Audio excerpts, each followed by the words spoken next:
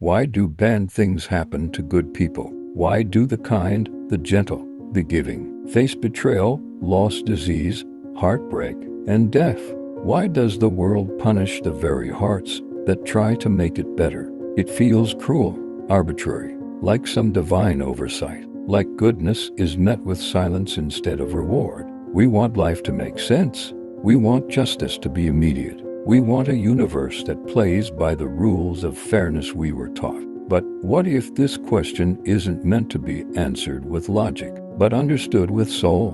What if pain isn't always punishment, and suffering isn't always proof of wrongdoing? What if the very people who endure the most are the ones who carry the depth, the beauty, and the capacity to change the world in unseen ways? This is not a video of easy answers. This is a journey into the mystery, a chapter-by-chapter unfolding of how we endure, rise, break, and become, because perhaps the real question is not, why do bad things happen to good people? But instead, what do good people become because of what happened to them?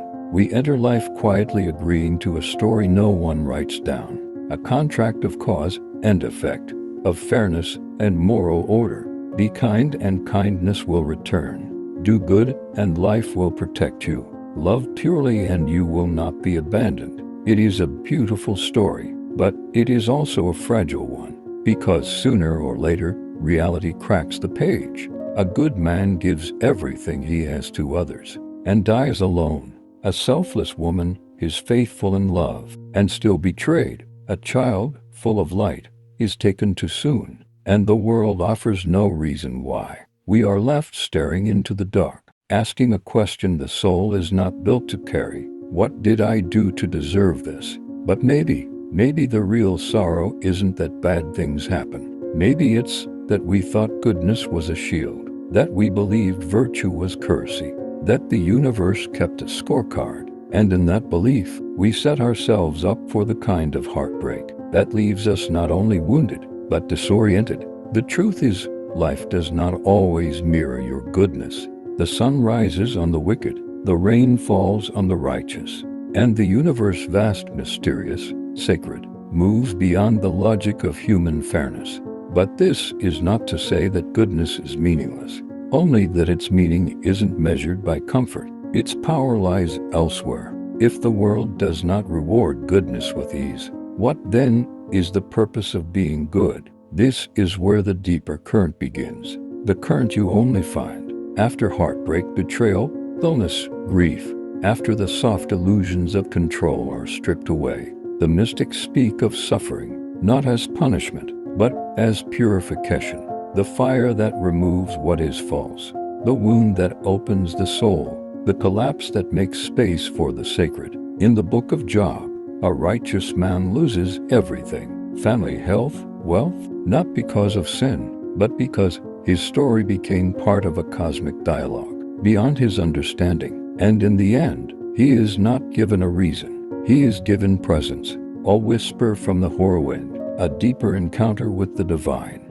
Likewise, in life, bad things may not be signs that we are wrong, but that we are being remade. Suffering is the furnace, and goodness, when passed through it, emerges not naive, not idealistic, but wise, compassionate, eternally grounded. Pain does not cancel virtue. It reveals its strength. It shapes a new kind of person, the kind who walks through fire and still chooses to keep their heart open. The world does not need more saints untouched by sorrow. It needs those who have suffered deeply and still return with love in their hands. There is something sacred about the pain of the good. It carries an innocence, not of weakness, but of depth. When a cruel man suffers, we call it karma. When a reckless person falls, we call it consequence. But when someone gentle, sincere, loving breaks, we are silenced, because the pain of the good reminds us that life does not deal in justice alone. It deals in mystery. The suffering of the good is not earned.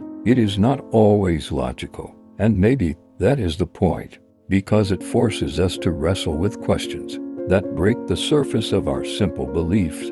Is goodness worth it? If it brings no protection, is love worth giving? If it guarantees no safety, is it noble to be kind? even if the world bites the hand that feeds it?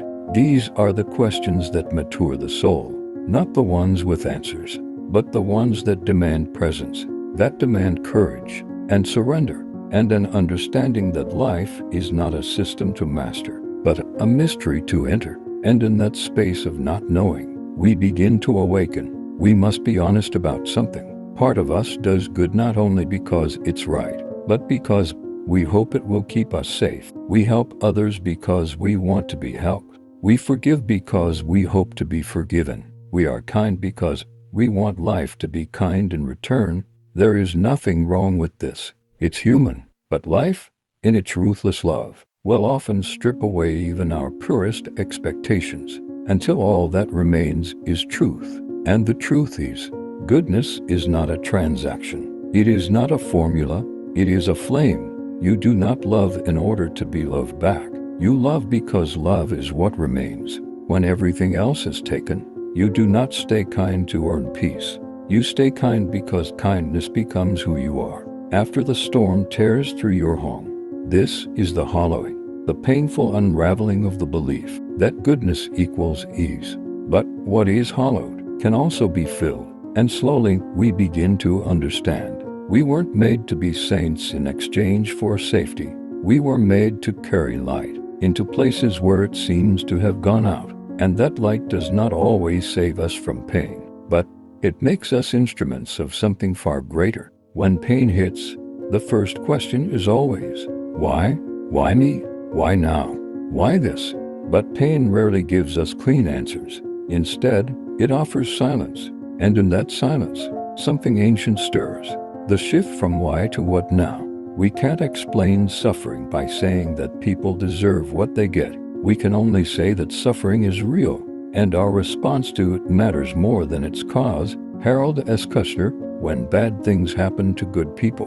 Kushner reminds us, the point is not always to understand suffering, but to respond to it in a way that makes us deeper, not bitter, more human, not hardened. Because when we cling to why, we often become frozen, as if pain needs to be justified before we can heal. But healing doesn't wait for logic. It waits for surrender. It waits for the moment we stop arguing with the past and begin walking into a different kind of future. A future not based on fairness, but on transformation. There is a strange holiness in those who've suffered deeply and yet still choose to remain open. They walk slower, speak softer, hold others longer, not because they are weak, but because they know. They've seen how easily life can fall apart. They've held grief in their bones like winter holds silence, and they've learned it. Pain is not always something to be fixed. Sometimes it's something to be felt through. In those people, goodness evolves. It is no longer transactional. It becomes transformational. A person who suffers and still loves has become an alchemist, turning the lead of their sorrow into the gold of compassion. They understand something most do not, that we were never meant to avoid all pain. We were meant to survive it, to transcend through it, and to become vessels for a deeper kind of empathy. Kushner's insight lives here too. We may not get to choose what happens to us, but we always get to choose what we do with what happens.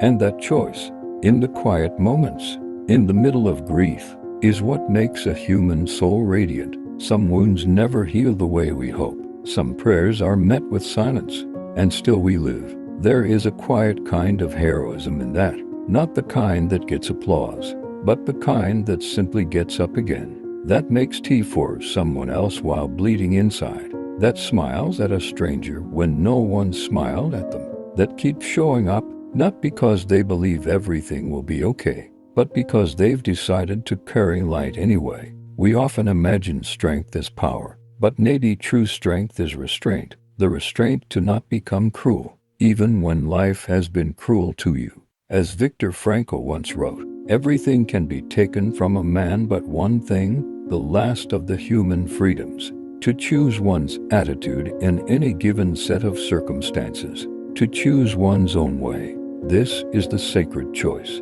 and in that choice, the good though bruised becomes beautiful. To be human is to carry weight, the weight of memory, the weight of uncertainty, the weight of dreams that didn't survive the night, the weight of other people's pain, and still somehow to carry all of that and still choose to sing, to dance, to kiss someone on the forehead is nothing short of miraculous. Bad things will always happen to good people, not because they deserve it, but because they are here, alive in a world where storms do not ask permission and grief does not check resumes. But maybe, just maybe, we are not here to be spared. We are here to be shaped. There is meaning not in the pain itself, but in the response, in the person we become, in the softness we keep, in the love we refuse to let die, because that love is what makes us human, and that humanity scarred and radiant is the one thing this world cannot take from us.